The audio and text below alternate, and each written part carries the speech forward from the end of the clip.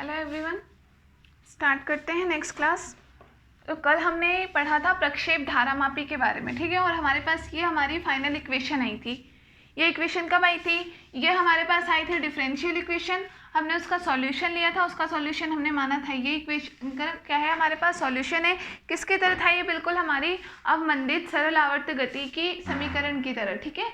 या हम जो डैम्ड हार्मोनिक ऑसिलेशन हमने पढ़ा, बिल्कुल उसके अकॉर्डिंग ही हमें यहाँ पर इक्वेशन मिली। तो हमने इक्वेशन भी सेम ली और उसका सॉल्यूशन भी बिल्कुल सिमिलर तरीके से लिया।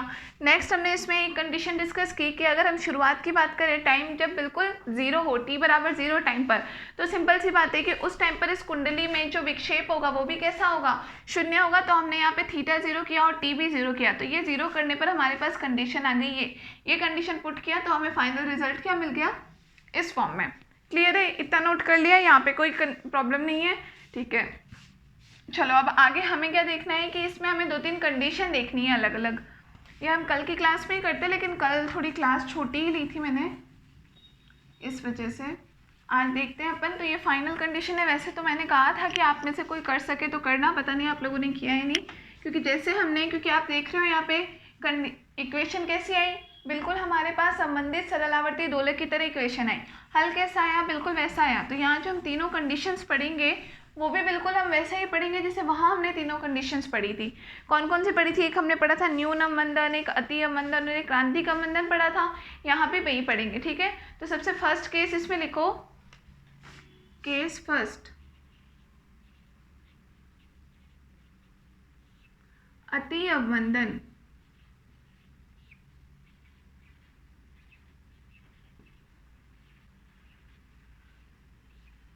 केस फर्स्ट क्या है? अति अवमंदन। मतलब कि जब r कैसा हो जाए, r यहाँ पे r और ओमेगा नॉट इन दोनों में कंपेयर करना है। तो जब आपका r जो है वो बहुत बहुत बड़ा हो जाए, very very very greater than omega not हो जाए,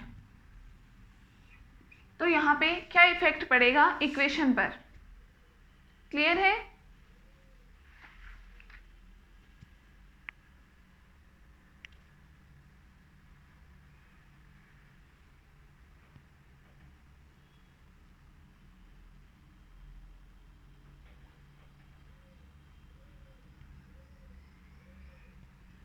ठीक। तो देखो यहाँ पर सिंपल सी बात है, ये अपने पास फाइनल इक्वेशन है, इसमें अपन कंडीशन पुट करके देखते हैं। सबसे पहले तो अपने को कंडीशन कंपेयर किस में करना है? आर में और ओमेगा नॉट में। तो ये है अंडर रूट में R square minus omega naught square, यहाँ पर कंपेयर करते हैं अपन। तो वैल्यू क्या है? Under root R square minus omega naught square, बिल्कुल एज इट इज। अब आर जो है ओमेगा से बहुत बहुत बहुत सारा बड़ा है, ठीक है। तो आर का स्क्वायर भी बहुत बड़ा होगा, तो उसके कंपेयर में हम ओमेगा को कैसा मान सकते हैं? यहाँ पे नगण्य मान सकते हैं। तो अपने पास इसकी वैल्यू क्या रह जाएगी? ओनली आर स्क्वायर रह जाएगा। क्लियर है? और आर स्क्वायर का अंडर रूट बराबर क्या आ जाएगा? आर आ जाएगा। ये अपने पास कंडीशन हो जाएगी, आर के इक्वल आ जाएगी वैल्यू, ठीक है। दूसरा अपन आर के मान की बात करें तो आर अपन ने किसको माना था? देखो 2r बराबर हमने ये मान रखा था। 2r बराबर हमने क्या माना था? 1/i gamma plus m/r। Clear? तो यहाँ से r इक्वल टू कितना हो जाएगा? 1/2i गामा प्लस m/r, ठीक है। तो अपन ये r की दूसरी वैल्यू अपने पास ये है, यहाँ पर पुट करेंगे तो उसके according R square minus omega square का मान क्या बचेगा? ओनली r के बराबर बचेगा। क्लियर है? और दूसरी चीज़ अपन बात करें कि अपन यहाँ पे क्या कह रहे हैं, r should be greater greater greater than किससे होना चाहिए? ओमेगा नॉट से। तो r का मान अपन ने 2r बराबर ये मान लिया, तो यहाँ से अपन r निकाल सकते हैं, मतलब कि ये मान, और बड़ा किससे होगा? ओमेगा नॉट से। तो ओमेगा नॉट स्क्वायर बराबर आपने किसको माना है? चूंकि omega naught square equal to हमने माना था c/i को माना था।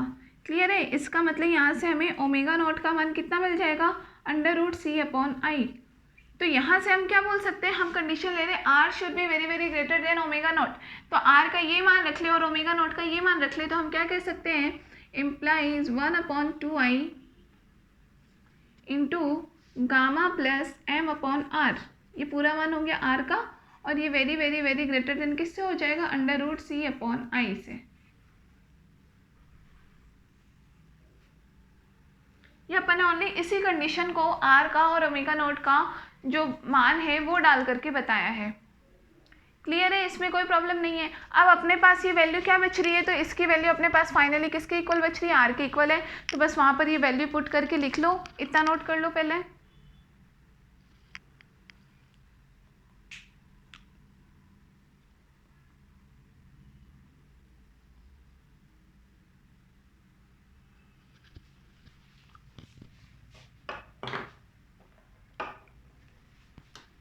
यहाँ पे कर देते हैं अपन थोड़ा सा। इस इक्वेशन को कोई नाम दिया था ही नहीं, कल हमने जो भी शुरू से किया उन सबको नाम मुझे ध्यान नहीं है आप लोगों ने दिया था या नहीं दिया था, और जो भी नाम दिया हो उसके अकॉर्डिंग इसको भी मान कुछ ना कुछ दे देना, ठीक है। मुझे ध्यान नहीं है, तो मैं आज इस इक्वेशन को इक्वेशन नंबर 1 मान करके चल रही हूँ। आपका 1 मानना ज़रूरी नहीं है, लास्ट आप जो भी इक्वेशंस के नंबर डालते आए हों उसके अकॉर्डिंग नेक्स्ट नंबर इसको डाल देना। क्लियर है, ये कंडीशन हमारे पास आ गई है। अब ये कंडीशन हम यहाँ लगा दें तो यहाँ से हमारे पास क्या हो जाएगा, समीकरण 1 से,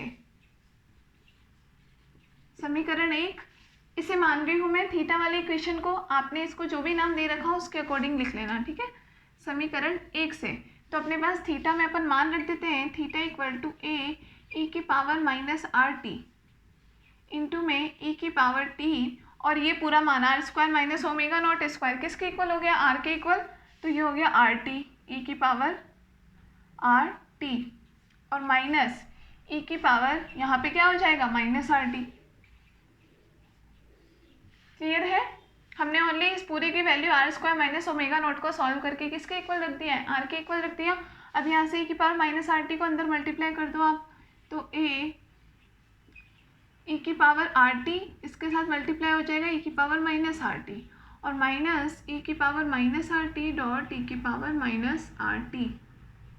क्लियर है, आपको पता है कि ई की पावर प्लस और ई की पावर माइनस, पावर टोटल कितना हो जाएगा 0, और ई की पावर 0 कितना होता है 1 होता है, 1 माइनस यहाँ पर माइनस माइनस है दोनों प्लस हो जाएंगे, ई की पावर क्या हो जाएगा माइनस 2RT।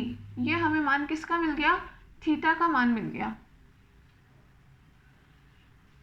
नोट कर लो, इसे कोई इक्वेशन नंबर आप दे देंगे, नेक्स्ट जो भी होगा मैं यहाँ पे इक्वेशन नंबर 2 डाल रही हूँ, आप लोग अपने अकॉर्डिंग नेक्स्ट नंबर दे देंगे, और नोट कर लो इसे।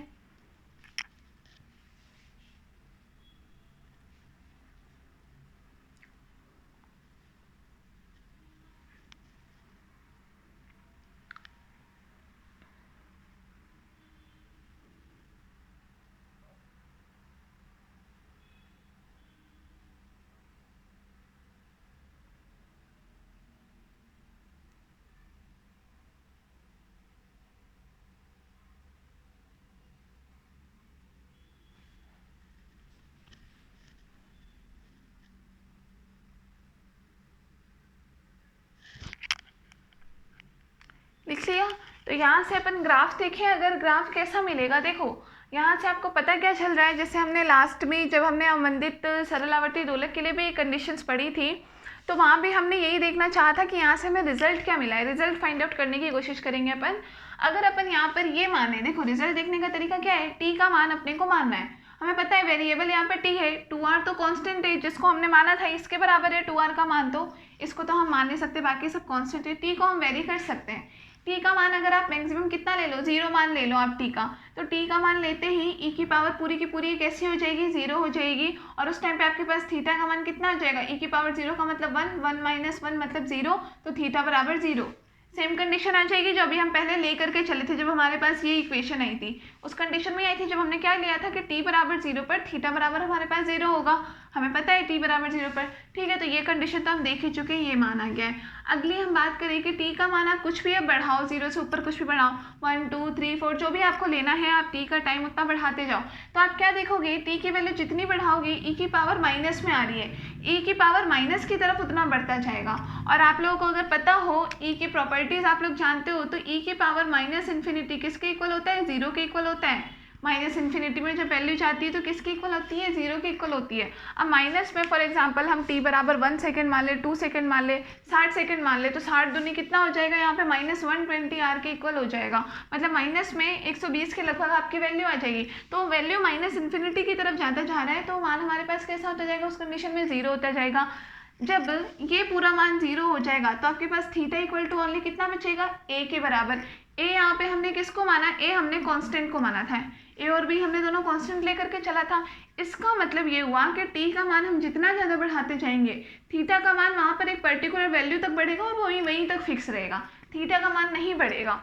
क्यों, हमने बोला अगर आप वैल्यू नेगेटिव ले लोगे, नेगेटिव माइनस टी में अगर अपन बात करते हैं, टाइम वैसे नेगेटिव नहीं होता, नेगेटिव से यहाँ हमारा मतलब ओनली डायरेक्शन से होगा, क्लियर है। अगर हम नेगेटिव मान लेते हैं उस टाइम तक वैल्यू टोटल नेगेटिव नेगेटिव मिलकर पॉजिटिव हो जाएगा, तब हमारे पास मान कुछ ना कुछ बढ़ता रहेगा। एक मैक्सिमम वैल्यू तक हमारे पास वैल्यू क्या आएगी, जब हम लेंगे इसके मान कुछ e की पावर t बराबर हमने 0 ले लिया, उस टाइम पर थीटा बराबर हमारे पास कैसा हो जाएगा, 0 हो जाएगा। उसके बाद अगर हम t का मान बढ़ाते हैं तो हमारे पास a का मान, थीटा का मान मैक्सिमम a तक बढ़ेगा, मतलब एक लेवल तक मैक्सिमम आएगा। उसके बाद आप चाहे t का मान कितना भी बढ़ाओ, वैल्यू आपकी कैसी आती जाएगी, 0 होती जाएगी, क्लियर है ना, क्योंकि वैल्यू माइनस इन्फिनिटी में बढ़ती जाएगी तो वैल्यू आपकी बिल्कुल नेग्लिजिबल हो जाएगी। मतलब इससे हमें क्या पता चल रहा है, इससे ये पता चल रहा है कि यहाँ पर कि जब विक्षेपण होगा कुंडली में, जब हम विक्षेप की बात कर रहे हैं कि एक बार आपका विस्थापन अधिकतम विस्थापन हो जाएगा। अधिकतम से मतलब अगर हम ये मान करके चल रहे हैं कि ये हमने मान लिया कि ये कोई स्प्रिंग है, इस तरीके से पूरी रोलिंग है, ठीक है, और हमने जैसे इसमें विद्युत धारा प्रवाहित की, इसमें कुछ विक्षेप उत्पन्न हुआ, तो हमने ये कहा कि इसमें विक्षेप मान लो एक कंडीशन में इतना विक्षेप हो गया।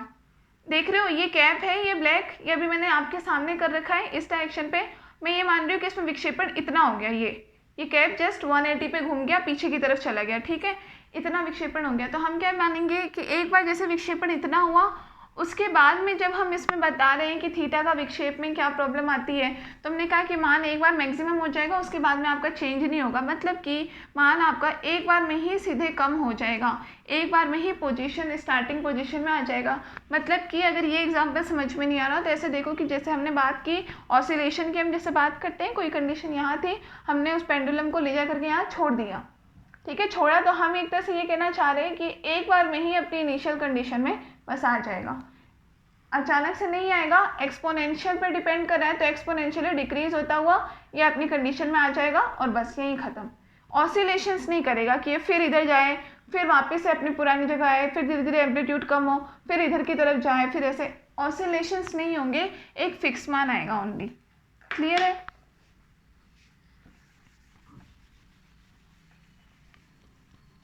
इस तरीके से रिजल्ट्स निकालने की कोशिश किया करो। अब जैसे मुझे देख करके समझ में आ जाता है कि यहाँ पर इसका मतलब ये रिजल्ट आ रहा है, आप लोगों को भी, और किसी भी चीज़ का तरीका सिंपल सा होता है। आप सोचो कि मैम इतना सारा हम कैसे सोच लेंगे, सोचने का कुछ तरीका नहीं है, सिंपली जो भी आपके पास वेरिएबल मान है, जो भी चर राशि है जिसका आपको कुछ ना कुछ आप मान रख सकते हो, उसके ओनली 3 वैल्यूज डालो, एक मान उसका नेगेटिव में डाल के देखो क्या रिजल्ट मिल रहा है, एक मान 0 डालो और एक मान पॉजिटिव में डाल करके देखो, तो आपको तीनों डायरेक्शन में कि 0 पर, पॉजिटिव में, नेगेटिव में क्या इफेक्ट होंगे वो आपको समझ में आ जाएगा। उससे आपको ग्राफ मिल जाएगा और ग्राफ से आप सारी कंडीशंस बता ही सकते हो आराम से।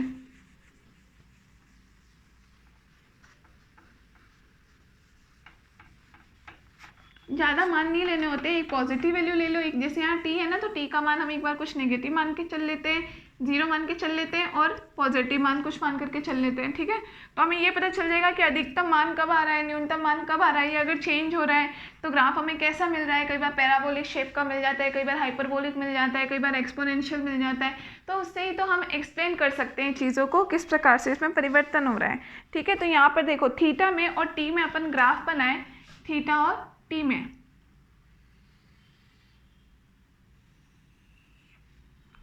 ये अपन ने ले लिया थीटा, क्या है, विक्षेप है, ये अपन ने ले लिया टाइम टी टाइम में, ठीक है। तो हमने यहाँ पे ग्राफ में हमें इजीली समझ में आए उसके लिए हम क्या करते हैं, जैसे यहाँ आर है तो हम R1 और R2 दो कंडीशन मान लेते हैं, R1 R2 क्या मान लिया अपन ने, दो कंडीशन मान ली, तो इसके लिए ग्राफ कुछ ऐसा मिलता है हमें,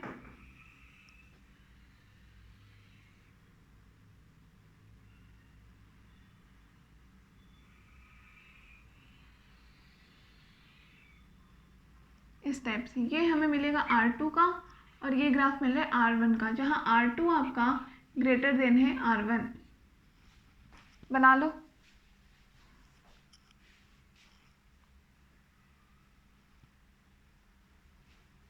ठीक है ना, दोनों के पीक्स आप देख रहे हो अलग अलग जगह मिलेगी,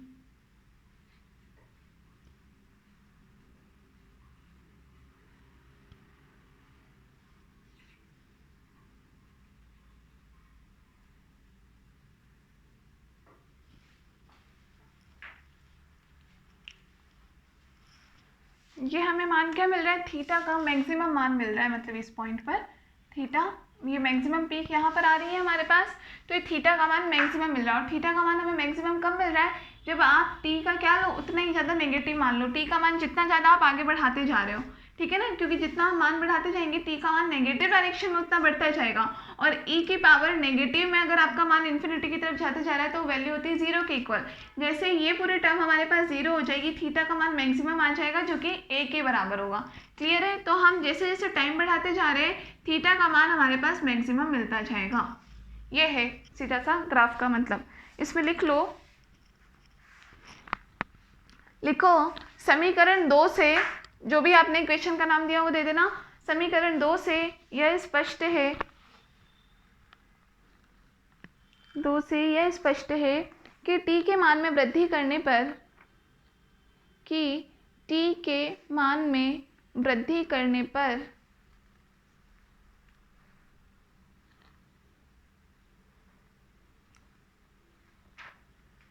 थीटा का मान अपने अधिकतम मान तक बढ़ता है।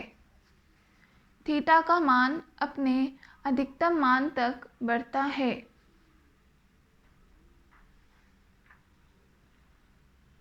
इसके पश्चात कुंडली बिना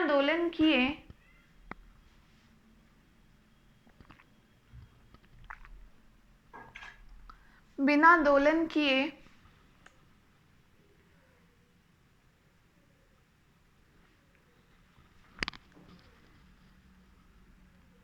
चरघातांकी विस्थापन क्षय के साथ, चरघातांकी विस्थापन क्षय के साथ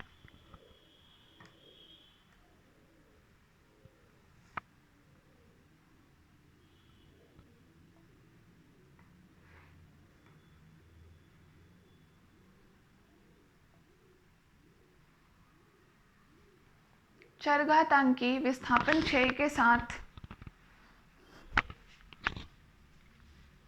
स्थिर अवस्था में आ जाती है। स्थिर अवस्था में आ जाती है मतलब कि यहाँ जो विस्थापन होगा वो कैसा होता है, ये एक्सपोनेंशियली डिक्रीजमेंट होगा, डायरेक्ट डिक्रीजमेंट नहीं होगा। वही चीज़ हमने बताई है कि यहाँ पर विक्षेप आपका कुंडली में आ रहा है। एग्जाम्पल के लिए हम समझ लेते हैं कि ये कोई हमारी ये माध्य स्थिति है, यहाँ से हमने एक पेंडुलम लटका रखा है, इनिशियल कंडीशन इसकी है, हमने माना कि हमने इसको इतना विस्थापित करके छोड़ दिया। तो अब वही बात है कि ये अपनी प्रारंभिक अवस्था तक आएगा, फिर इधर उधर दोलन करता रहेगा या डायरेक्ट चुपचाप एक बार में अपनी स्थिति पे आ जाएगा। क्या इसमें इसका जो वापस जो अपनी स्थान पर आने की प्रवृत्ति है वो किस प्रकार की होगी, ये पता करना है। तो यहाँ अपन क्या देख रहे हैं कि इसका मतलब जब विक्षेप होगा तो एक बार में विस्थापन अधिकतम हो जाएगा। जैसे मान लो ये हो गया इसका अधिकतम विस्थापन हो गया, और फिर ये अपनी प्रारंभिक अवस्था में कैसे आएगा, तो बता रहे हैं कि अपनी चरघातांकीय रूप से क्षय करता हुआ आ जाएगा। ये चरघातांकीय धीरे धीरे क्षय होता हुआ अपनी प्रारंभिक अवस्था में आ जाएगा और फिर यहीं आकर के रुक जाएगा, अपनी इनिशियल कंडीशन में आ गया, फिर दोलन नहीं करेगा। ये ऐसा नहीं कि फिर इधर चला गया फिर वापस इधर आया फिर इधर आया, ऑसिलेशंस नहीं करेगा। क्लियर है। लिखो फुल स्टॉप। कुंडली की यह गति रुद्ध दोलन कहलाती है।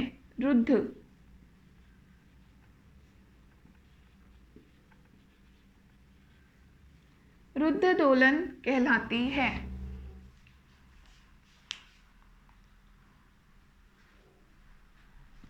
ठीक है, ये था अपना केस फर्स्ट। केस सेकेंड देखते हैं हम।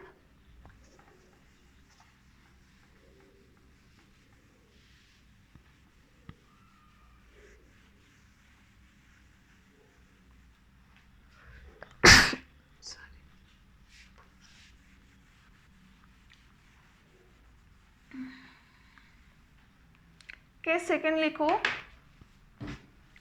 क्रांतिक अवमंदन।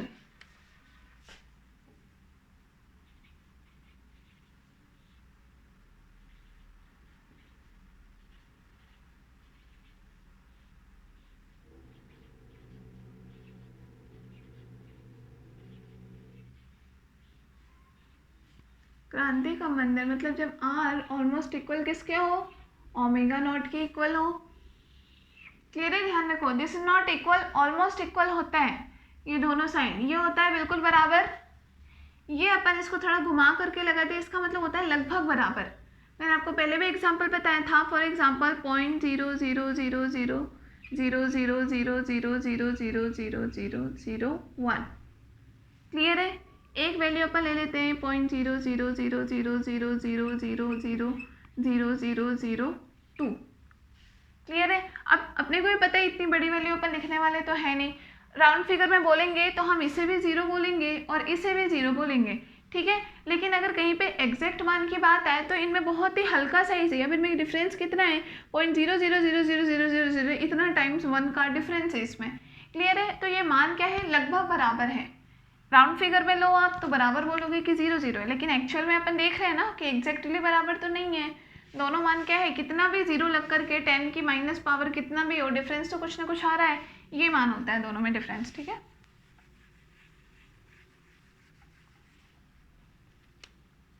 हाँ, तो यहाँ अपन देखते हैं when r is almost equal हो ओमेगा नॉट के, तो यहाँ पे अब अगर अपन इस पावर को अब सॉल्व करें, क्या वैल्यू है r square minus omega square. तो इसकी मान तो सिंपल सा है, दोनों मान लगभग बराबर के इक्वल है, तो अपन इसको ये भी मान सकते हैं r square minus r square मान लो, या फिर omega square minus omega square मान लो, कैसे भी मान कितना आना है 0 आ जाएगा। तो यहाँ से हमारे पास इम्प्लाइज थीटा बराबर कितना हो जाएगा, a e की पावर माइनस RT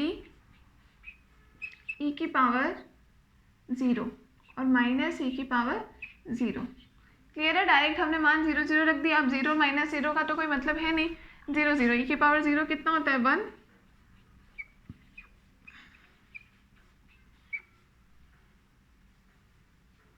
1 माइनस 1, तो ये वैल्यू कितनी हो गई 0, थीटा बराबर 0।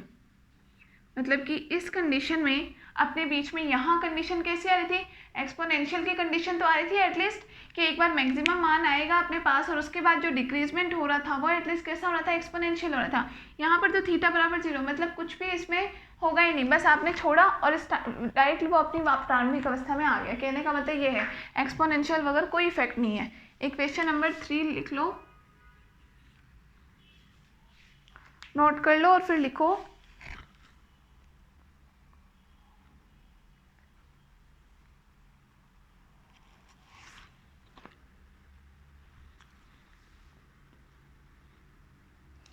लिखो, अर्थात कुंडली में धारा प्रवाहित करने पर, अर्थात कुंडली में धारा प्रवाहित करने पर कुंडली अधिकतम विक्षेपित होने के बाद, कुंडली अधिकतम विक्षेपित होने के बाद बिना दोलन किए न्यूनतम समय में स्थिर अवस्था में आ जाती है। न्यूनतम समय में और स्थिर अवस्था में आ जाती है। ठीक है। तो ये अपना कौन सा केस हो गया, केस सेकंड। केस थर्ड देख लेते हैं।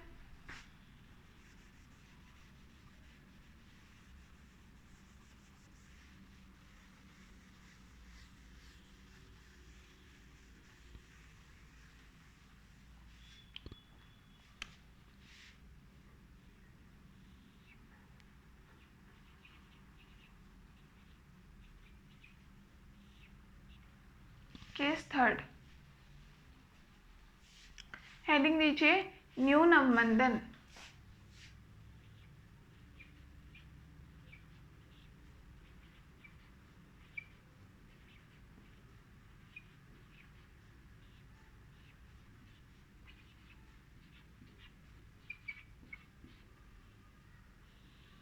आर इज लेस देन हो ओमेगा नॉट से। ठीक है। R less than omega naught होने का मतलब अपन ये भी कह सकते हैं एक तरह से कि 1/2i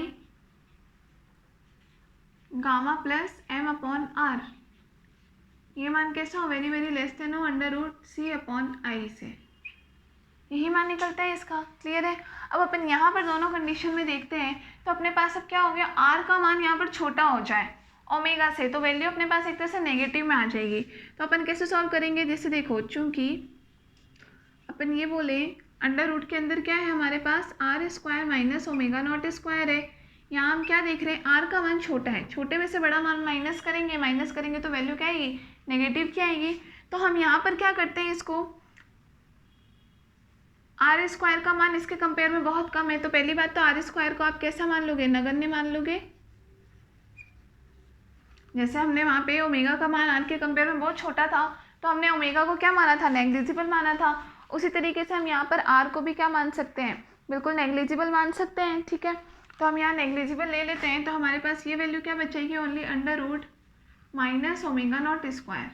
ठीक है, इसको हम ये ले लें माइनस अंडर रूट का -1 एक साथ ले लें और dot under root omega naught square को बाहर ले लेते हैं अपन। तो अंडर रूट माइनस का अंडर रूट कितना होता है, आयोटा के इक्वल, और ओमेगा नॉट का वैल्यू स्क्वायर है, अंडर रूट से बाहर आके ओमेगा नॉट हो जाएगा, तो आयोटा ओमेगा नॉट। ये हमारे पास ये मान का रिजल्ट आ जाएगा। तो ये वैल्यू अगर हम यहाँ पुट करें इक्वेशन नंबर 1 में, तो समीकरण 1 से थीटा इज इक्वल टू ए की पावर -RT ई की पावर टी इंटू में ये वैल्यू कितनी हो जाएगी, आयोटा ओमेगा नॉट। तो अपन ये लिख लेते हैं iota omega naught into T, और माइनस में ई की power minus iota omega naught into T. Clear है, ये मान बच जाएगा हमारे पास। अब आप लोग को पता हो, अगर साइन थीटा का आपने कभी फॉर्मूला पढ़ा हो, साइन थीटा का फॉर्मूला क्या होता है, चूंकि साइन थीटा का फॉर्मूला होता है आपके पास ई की power iota theta minus E की power minus iota theta upon 2, ये फॉर्मूला होता है। यहाँ हमारे पास थीटा की जगह एक तरह से अगर मान लो थीटा को अगर मैं रिप्लेस कर दूँ ओमेगा टी से, साइन ओमेगा टी हो, तो यहाँ मान आपके पास क्या आ जाएगा, ओमेगा टी, यहाँ मान क्या आ जाएगा, माइनस ओमेगा टी। तो आपके पास यही चीज़ है, ई की पावर आयोटा ओमेगा टी और ई की power minus iota omega T है, हमें तो ओनली ये मान चाहिए। तो ये मान यहाँ से किसके बराबर आ जाएगा, इम्प्लाइज ई की power iota omega T minus E की power minus iota omega T किसके बराबर आ जाएगा, 2 इंटू साइन ओमेगा टी के।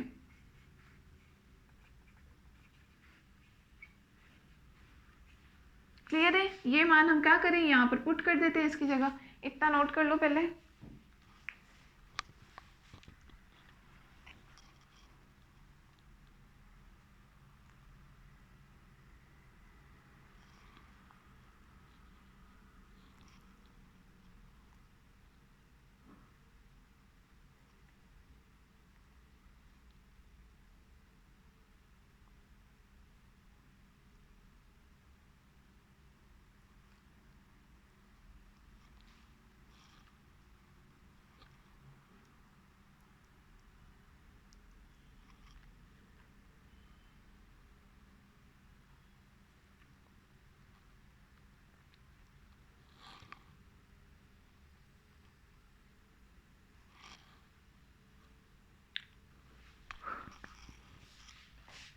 यहाँ पे कर लेते हैं।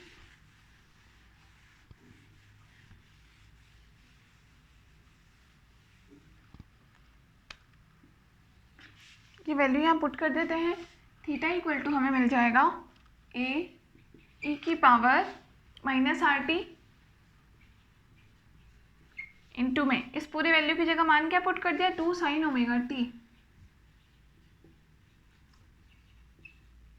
ठीक है, इक्वल टू वैल्यू आ गई 2a ई की पावर माइनस RT और साइन ओमेगा टी। 2a को हम कोई थीटा कांस्टेंट के बराबर मान लेते हैं, तो इसको हमने मान लिया थीटा नॉट ई की पावर माइनस RT और साइन ओमेगा टी। ये हमारे पास आ गया इसका फाइनल रिजल्ट। तो इक्वेशन नंबर 1, 2, 3 ये हो जाएगा हमारे पास 4। नोट कर लो।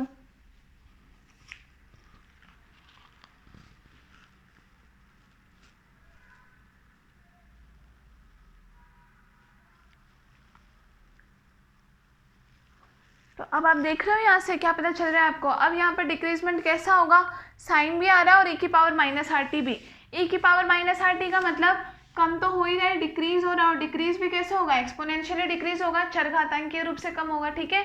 उसका वेव फॉर्म यहाँ पे अब अपने को पता चल रहा है, साइन की तरह वेव फॉर्म होगा, मतलब ये जो साइन का वेव फॉर्म होता है ये इस फॉर्म में होगा, और साथ के साथ चरघातांकीय रूप से कम होता हुआ भी होगा। मतलब अब हमें ग्राफ कुछ वैसा ही मिलेगा जैसा हमने अवमंदित सरल आवर्ती दोलक के बारे में पढ़ा था ना, उस टाइप का ही कुछ ग्राफ मिलेगा कि एम्पलीट्यूड कम होता हुआ मिलेगा और साइन वेव फॉर्म में मिलेगा। पहले बना लो, फिर ग्राफ बनाते हैं इसका।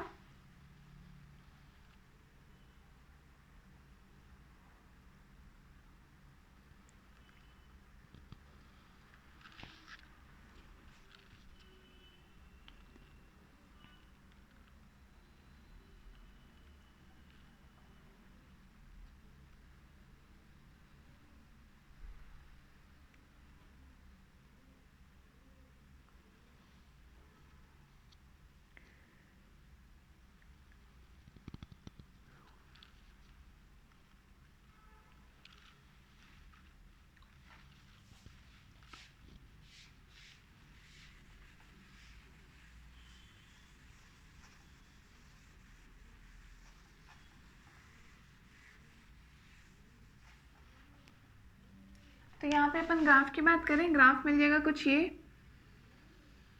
साइन वेव फॉर्म की तरह बना दो, बस क्या करना है। जैसे नॉर्मली अपन साइन का ग्राफ प्लॉट करते हैं तो उसमें अपन उसका एम्पलीट्यूड बराबर बराबर के ही लेते हैं, यहाँ एम्पलीट्यूड भी कम होता हुआ रहेगा, क्यों, क्योंकि हमारे साथ साथ में e की पावर माइनस भी आ रहा है, मतलब चरघातांकीय रूप से मान कम हो रहा है, ठीक है।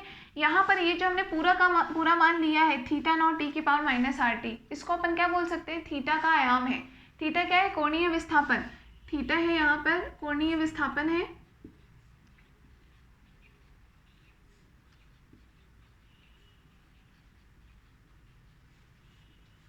तो आपके पास थीटा नॉट e की पावर माइनस आर टी, ये पूरा मान क्या आ जाएगा आपके पास, कोणीय विस्थापन का आयाम, कोणीय विस्थापन का आयाम, क्लियर है। और एम्पलीट्यूड कैसा दिख रहा है, हमें कम होता हुआ दिख रहा है, मतलब हम कुछ ऐसा बना लें इसको, तो साइन का ग्राफ आप लोग को पता होगा कहाँ से स्टार्ट होता है, साइन 0 0 साइन 1 1, तो 0 से स्टार्ट करते हैं अपन, 0 से 1 पे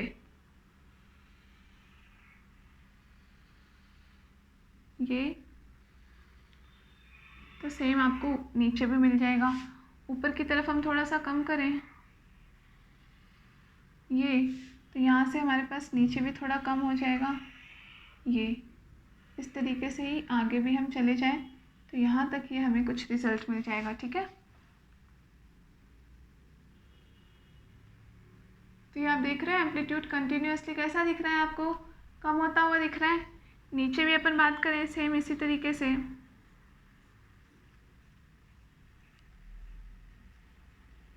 इस तरीके से ये हमारा ग्राफ चलता रहेगा।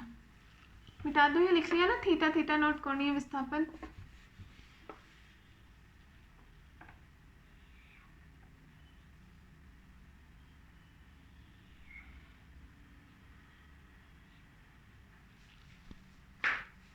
यहाँ हम क्या ले रहे हैं, थीटा, ये थीटा का आयाम है जो कंटिन्यूअसली कम होता हुआ जा रहा है, किसके रिस्पेक्ट में, टाइम टी के रिस्पेक्ट में, टाइम टी के रिस्पेक्ट में, ठीक है। यहाँ पर ये अपनी क्या है, माध्य स्थिति है। माध्य स्थिति के इर्द गिर्द दोलन करना, मतलब देखो माध्य स्थिति कहने का मतलब, ग्राफ को समझ पाते हो या नहीं आप लोग ठीक तरीके से, इसे इस तरीके से देखने का मतलब क्या है, आप इसको इमेजिनेशन किया करो अपने दोलन के अकॉर्डिंग, कि दोलन इस ग्राफ का मतलब दोलन के लिए कैसा है। इसका मतलब ये है कि देखो आपको अभी समझ में आ जाएगा, अगर अपन इस डायग्राम को उल्टा करके बना दें, मतलब अगर मैं इसको कुछ इस तरीके से बना लूँ, ये ऐसे भी तो बनाया जा सकता है इस ग्राफ को, ठीक है, मैं तो साइन वेव फॉर्म के लिए आपको तिरछा करके बना रही हूँ। अगर इस तरीके से हम इसे बनाएं और ये हमने स्टार्ट कर लिया साइन 0 से, मतलब ये हमारे पास, हम कुछ ऐसा मान लीजिए हमारे पास ऑसिलेशंस हो रहे हैं और कंटिन्यूअसली कम होते हुए भी दिखते जा रहे हैं हमें, ये इधर से भी हमारे पास एम्पलीट्यूड कम हो रहा है, इधर से भी एम्पलीट्यूड कम हो रहा है। अब आपको क्लियर दिख रहा है। अब आप इसको कंपेयर करो इससे, यह आपका कोई पेंडुलम है, इसको आप मैक्सिमम डिस्प्लेसमेंट इसमें इतना हो रहा है यहाँ तक लेकर, फिर आपने छोड़ दिया, तो ये छोड़ते ही ये किस तरीके से चल रहा है, ऐसे, ये पहले इतना आया, फिर ये वापस इतना गया, फिर थोड़ा सा नेक्स्ट टाइम पे एम्पलीट्यूड कम हुआ, फिर उतना गया, फिर नेक्स्ट टाइम पे थोड़ा एम्पलीट्यूड कम हुआ, इस तरीके से। मतलब पहले इस स्पीड से चल रहा था, फिर धीरे धीरे होते होते इसका एम्पलीट्यूड कम होता गया, कम होते होते होते होते फाइनली जाकर के ये स्टॉप हो जाएगा। क्लियर है? इस तरीके से। तो ऐसा नहीं है ग्राफ ऐसा बनाने का मतलब कि आपको समझ में ही नहीं आ रहा हो कि ग्राफ क्या बना दिया है। इसको थोड़ा तिरछा करके कैसे भी आपकी जैसी इमेजिनेशन हो, जिसको जैसे समझ में आता है उस तरीके से समझने की कोशिश करो। तो आप कंपेयर कर लिया करो इजी पेंडुलम से कि मैम ये बता रही है, इसका मतलब मेरे पेंडुलम के अकॉर्डिंग क्या मतलब है। मेरे पेंडुलम के मतलब अकॉर्डिंग ये है कि इसका मतलब कुछ ऐसा हो हमारा पेंडुलम, हमने ये उसको हिला करके छोड़ दिया तो वो कुछ साइन वेव्स बनाता रहेगा और प्लस एक्सपोनेंशियली उसका आयाम जो है वो कम भी होता रहेगा, चरघातांक के रूप से आयाम धीरे धीरे कम होता रहेगा। ठीक है, ये मान होता है यहाँ पे।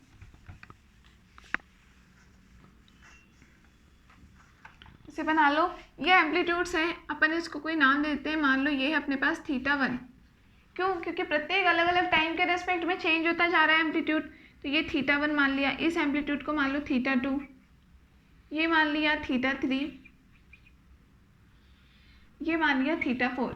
ये मैं आपको इसलिए बता रही हूँ क्योंकि अभी अपन इस पर आपका एक न्यूमेरिकल आया हुआ है लेटेस्ट में, बड़ा अच्छा। न्यूमेरिकल में आपको किस तरीके से समझना है कि आपको क्या वैल्यू दी हुई है और क्या मान निकालना है, वो समझना ज़रूरी है। इसीलिए देखा करो कभी आपको न्यूमेरिकल में कुछ ऐसी चीज़ मिल जाए कि भाई माध्य स्थिति है, ये अपनी क्या होती है, माध्य स्थिति लिख लो।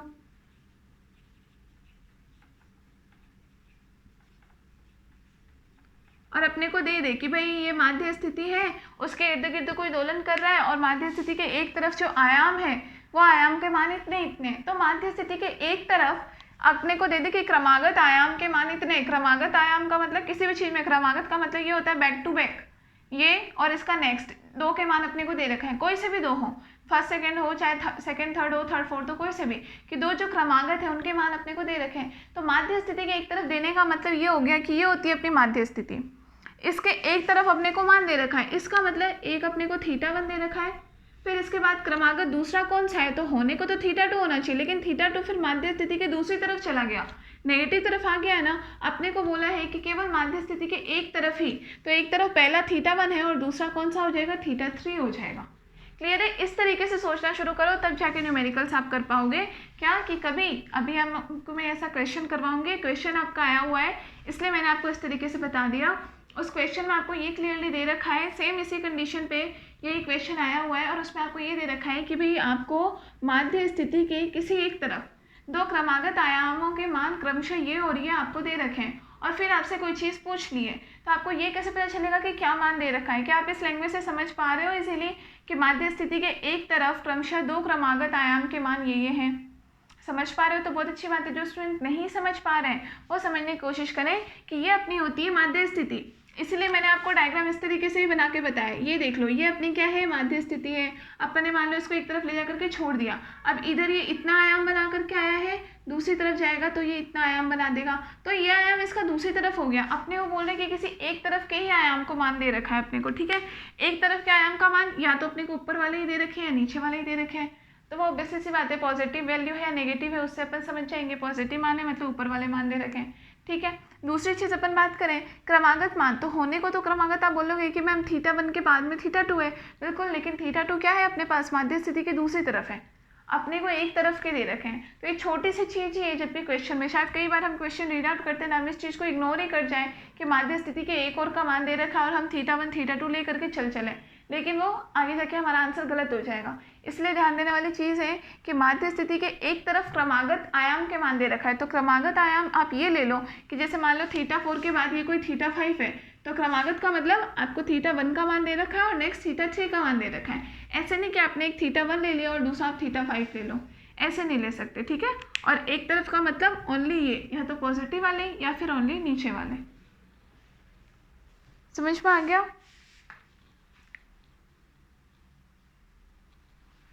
इस तरीके से बिल्कुल इसको स्मूथली बना लिया करो जैसे टर्न हो।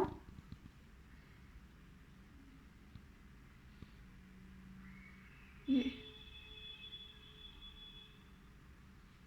ठीक है, लिखो, इसमें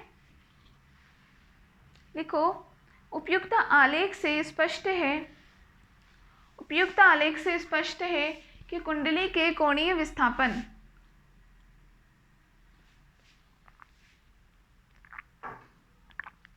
कि कुंडली का कोणीय विस्थापन का आयाम कितना है, थीटा नॉट डी की पावर माइनस आर टी, आयाम लिखा था ना हमने, लिख लो ब्रैकेट में। कुंडली के कोणीय विस्थापन का आयाम ब्रैकेट में लिखोगे थीटा नॉट ई की power minus R T, bracket बंद, समय के साथ चरघातांकीय रूप से घटता है, समय के साथ चरघातांकीय रूप से घटता है, तथा कुंडली की गति दोलनी गति होती है, कुंडली की गति दोलनी गति होती है।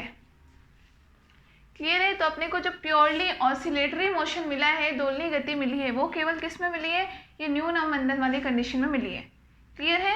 तीनों चीजें पढ़ ली। प्रक्षेप धारा मापी में हमने क्या देखा कि धारा को मापने का तरीका, किसी भी सर्किट में धारा मापने का तरीका, धारा किस प्रकार से मापेगी। क्लियर है?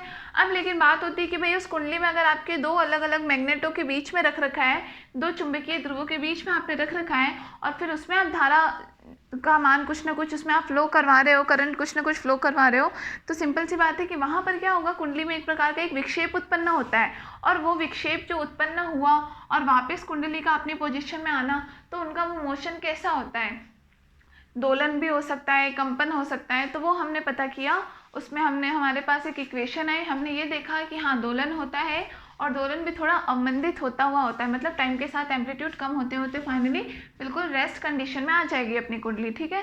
तो उसके लिए हमने इक्वेशन निकाली, फिर 3 कंडीशन देखी।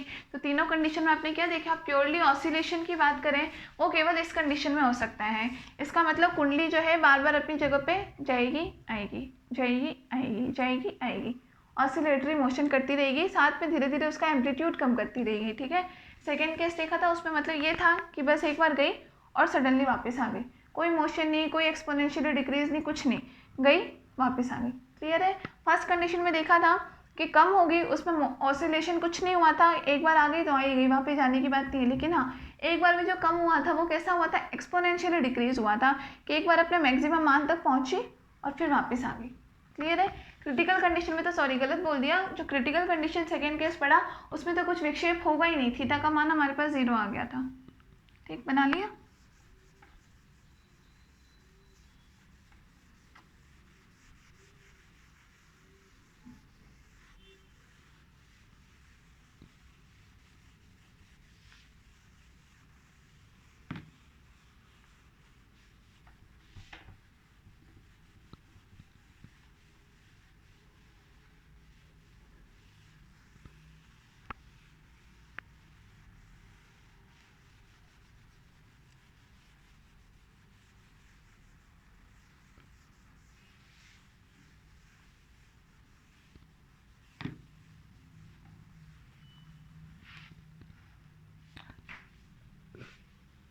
चलो इसमें अब पहले या तो क्वेश्चन कर लो, एक क्वेश्चन लिखो,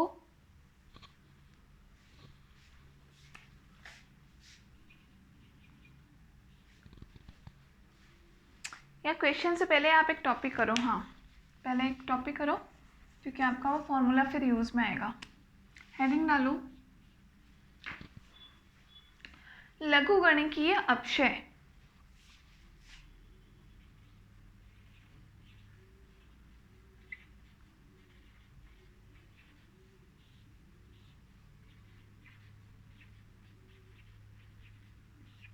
लघुगणकीय अपक्षय मतलब लॉगरिथमिक तरीके से कम होना, अपन क्या बोलते हैं इसको,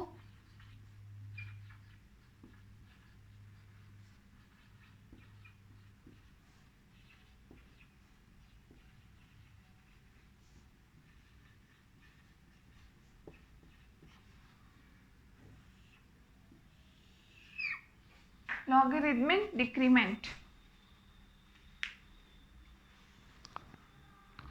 लघुगणकीय अपक्षय क्या होता है, बड़ी सिंपल सी चीज़ है। ठीक है?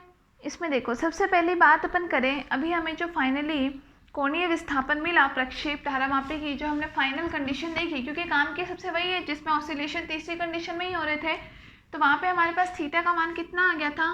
हम बात करें प्रक्षेप धारामापी की,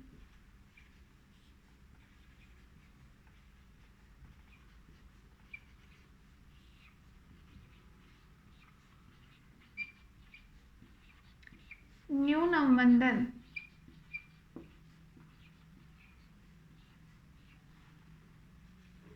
की स्थिति में, न्यून अवमंदन की स्थिति में अपने पास विक्षेप का मान कितना था, थीटा इक्वल टू आया थीटा नॉट ई की power minus R T sign omega T. अब इक्वेशन नंबर 1 मान लेते हैं इसे। क्लियर है, ये मान हमारे पास आ गया। अब यहाँ पर जब हमने देखा t बराबर अगर अपन 0 कर लेते हैं तब तो अपने पास प्रक्षेप का मान भी कितना हो जाएगा, जिसका एम्पलीट्यूड है वो ओनली थीटा नॉट रह जाएगा।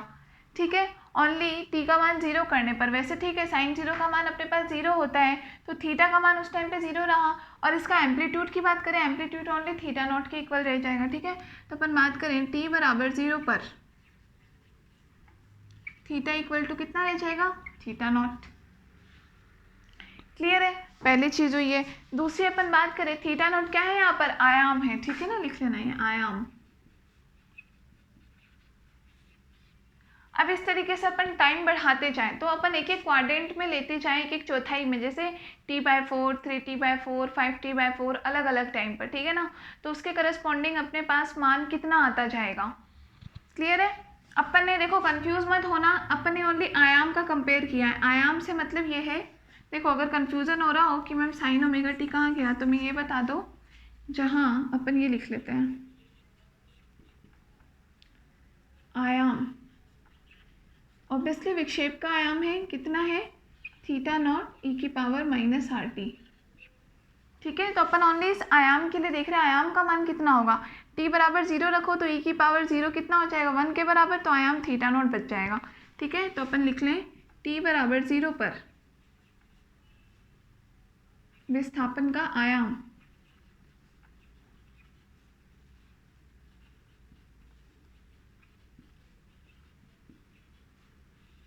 कितना हो जाएगा, theta equal to theta naught. ये कहना चाह रहे हैं, अब समझ में आ गया। साइन ओमेगा टी वो तो उसका वेव फॉर्म अपने को बता रहा है, अभी अपने को वेव फॉर्म से मतलब नहीं है, ओनली हम आयाम की बात कर रहे हैं कि आयाम में कितना क्या कमी हो रही है या अधिकता हो रही है, जो भी है। ठीक है, तो अपने पास ये गति का आयाम हो गया या विस्थापन का आयाम बोल रहे अपन, या अपने प्रक्षेप का आयाम भी आप इसको बोल सकते हो चाहो तो। ये क्या हो सकता है, प्रक्षेप का आयाम। प्रक्षेप धारामापी पढ़ रहे थे हम, तो प्रक्षेप का आयाम हमारे पास थीटा नॉट आया। फिर अपन बात करें, एक चौथाई टाइम अपन लेते हैं। टोटल आवर्तकाल आपको पता होगा ना, जैसे अपने पास वेव आया इसकी, ये वेव आई अपने पास, तो ये टोटल मान कितना हो गया, 1 t के बराबर, एक आवर्तकाल हो गया टोटल। ठीक है, अब उसमें अपने पास टाइम का मान देखो, तो यहाँ पे t बराबर 0 है, यहाँ पे बात करें तो t अपने पास कितना है, t/4 है, एक चौथाई है। यहाँ पर अपने पास t का मान कितना हो गया, t/2 हो गया। इस पॉइंट पर t का मान कितना हो गया, 3t/2 हो गया। ठीक है, हाँ 3t/2, और यहाँ पर होकर के मान टोटल कितना हो गया अपने पास, t के बराबर। ठीक है, ये मान इस तरीके से होता है। तो टोटल अपने पास जो मान होता है वो किस तरीके, मतलब एक तरह से 1/4, फिर आधा, फिर 3/4, और फिर अपने पास या 3t/4 इसको अपन ले लेंगे, सॉरी 3t/4, और उसके बाद टोटल t के इक्वल। क्लियर है, ये मान अपने पास आया है। तो इस करस्पॉन्डिंग अपन फिर आप आगे भी चल सकते हो, तो अपने पास फिर 5t/4 आ जाएगा ये मान। इस तरीके से अपने पास ये अलग अलग एक एक क्वाड्रेंट में अपन मान लेकर के चलते हैं, उसके अकॉर्डिंग ही तो अपने पास ग्राफ मिलता है। ठीक है, तो एक एक पर अपने पास ये प्रक्षेप का मान किस तरीके से चेंज होता रहेगा, इसकी हम बात करें तो t बराबर नेक्स्ट अपन ले लेते हैं t/4 पर। तो अपने पास ये प्रक्षेप का आयाम डायरेक्टली मैं लिख रही हूँ, थीटा इक्वल टू कितना हो जाएगा, यहाँ पर मान रख लो t का t/4, तो वैल्यू कितनी रह जाएगी, e की पावर माइनस आर t/4। ठीक, नेक्स्ट स्टेज से बात करें, t बराबर 3t/4 पर अपन ओनली 1/4 वाले ले रहे हैं, चतुर्थांश ले रहे हैं अपन केवल। ठीक है, क्वाड्रेंट में, तो थीटा इक्वल टू कितना आ जाएगा, e की पावर माइनस 3r/t/4। बात करें t इक्वल टू 5t/4 पर प्रक्षेप का आयाम थीटा इक्वल टू कितना हो जाएगा, e की पावर माइनस 5r/t/4। इस तरीके से अपने पास मान चलते जाएंगे आगे। आप और भी ले सकते हो, 7t/4 ले लो, कुछ भी मान ले लो, ये सब अपने पास क्या आ जाएंगे, अलग अलग प्रकार के मान आते जाएंगे। तो ये सारे रिजल्ट हमारे पास कुछ ऐसे, अच्छा इन सब के साथ थीटा नॉट लगाना अपन भूल गए, ये लगा लेना थीटा नॉट, थीटा नॉट भी है यहाँ पे, तो इन सब में एज इट इज लग जाएगा theta equal to theta naught. इन सब अलग अलग आयाम जो हमारे पास आए थे इन्हें हमने अलग अलग मान दिया था। ये पहला मान कितना दिया था हमने थीटा 1, तो ये मान किस पर आया था हमारे पास t/4 पर ही तो आया था।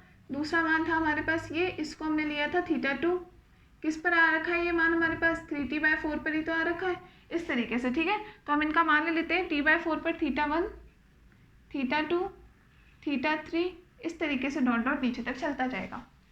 समझ में आ रहा है मान आपको क्या पढ़ना चाह रहे हैं, अभी आपको क्लियर हो जाएगा। हम अभी केवल आयाम देख रहे हैं। हमने अभी क्या कहा कि जो इस वेव फॉर्म का मतलब हमने क्या बताया कि साइन के फॉर्म में वेव आएगी अपने पास, लेकिन एक्सपोनेंशियली डिक्रीज भी होती रहेगी। अब एक्सपोनेंशियली डिक्रीज हो रही है, इसका मतलब अपन ने कहा कि आयाम डिक्रीज हो रहा है। तो आपको कैसे पता है कि आयाम डिक्रीज हो रहा है, तो वो अपन बता रहे हैं कि आयाम डिक्रीज होने का मतलब ये हो गया कि देखो आयाम का मान हम इसको कह रहे हैं, ये हमारे पास आयाम आ रखा है। ठीक है, हम अलग अलग टाइम पर बात कर रहे हैं इस वेव फॉर्म के अकॉर्डिंग अलग अलग आयाम किस तरीके से वेरी कर रहा है, किस तरीके से परिवर्तन हो रहा है। तो ये हमारे पास वेव फॉर्म आप लोगों को पता होगा, ये पूरा एक आवर्तकाल होता है। इसके चतुर्थांश पे मान कितना है, 3/4 पे मान कितना है, 5/4 पर मान कितना है, उसके अकॉर्डिंग देखते हैं। तो t/4 पर मान देखा, ये वैल्यू आई, यहाँ t का मान केवल अपन चेंज करते जा रहे हैं, 3t/4, 5t/4, इस तरीके से हम लेते जाएंगे। इनके करस्पॉन्डिंग मान थीटा 1, थीटा 2, थीटा 3, थीटा 4, इस तरीके से ये मान आते जाएंगे हमारे पास। ठीक है, पहले इतना नोट करो।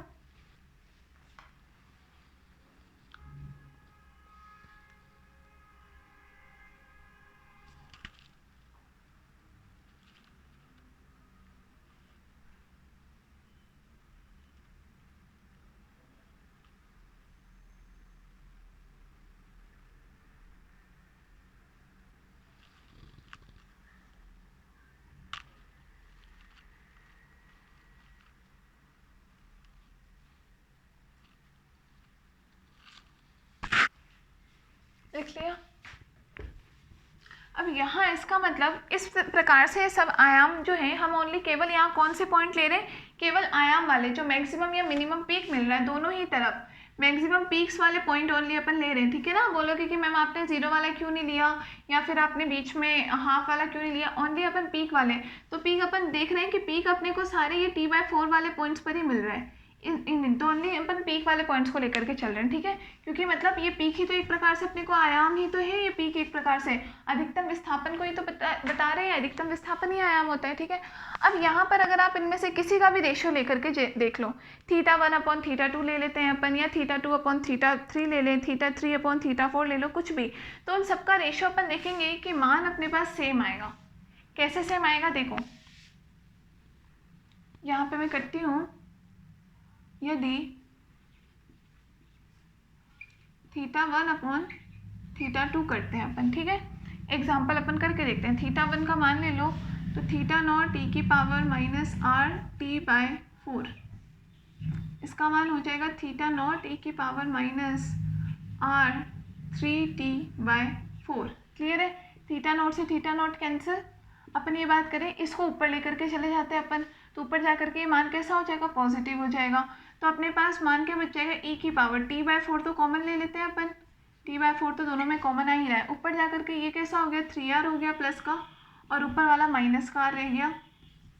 तो ये मान अपने पास कितना आ गया, e⁻2rt/4, 2 से 2 कैंसिल, तो मान अपने पास रह गया e⁻rt/2, थीटा 1/θ2।